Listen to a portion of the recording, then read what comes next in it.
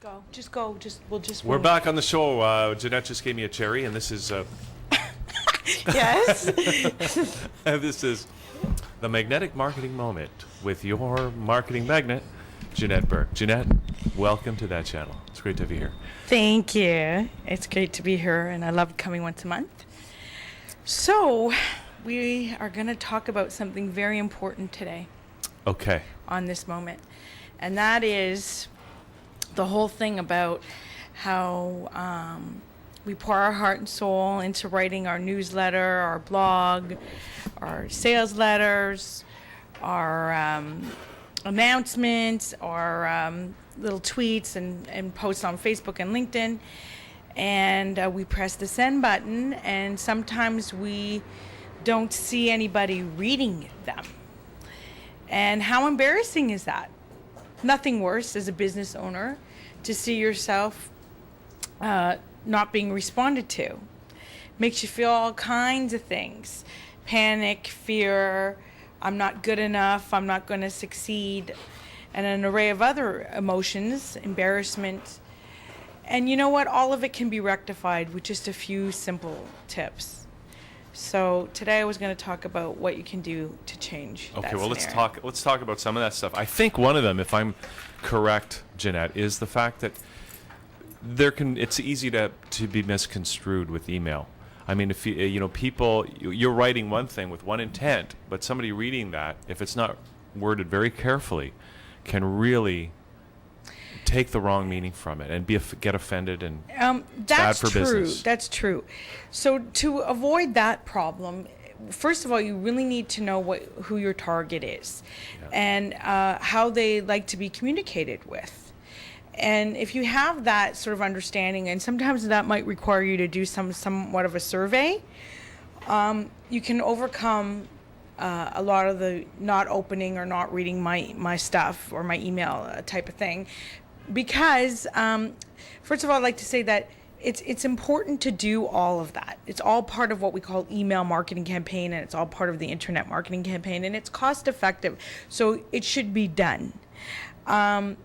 Because it's a great way to really build your credibility in your name and keep yourself forever present in your target and potential targets, your prospects' minds. Is that by having essentially an e-newsletter that goes out on a weekly or monthly basis? Yeah, whatever you choose. Some people do a blog, some people do a mini newsletter, some people do a full newsletter, some people just do announcements. I mean, it's really what you're comfortable with. Mm-hmm. Although personally, I moved away from the big newsletter emails because I felt that they are time consuming to produce and maybe people aren't going to read them as much. And what I did instead was I made a sort of a template with a news look feel to it. Mm-hmm.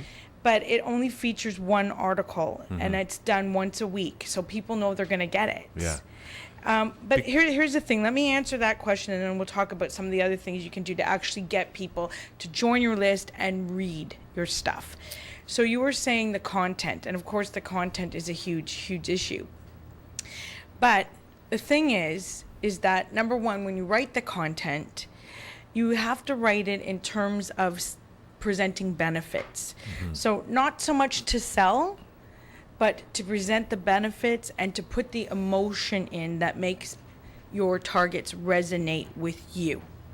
So you don't want to assume that you are providing them information that you think they will need. You want to be sure that they actually need this information, want this information mm-hmm. on the topic that you present. And if you're in doubt, you really should check and do a survey, find out, talk to people. What do you want to read? Why aren't you opening my emails?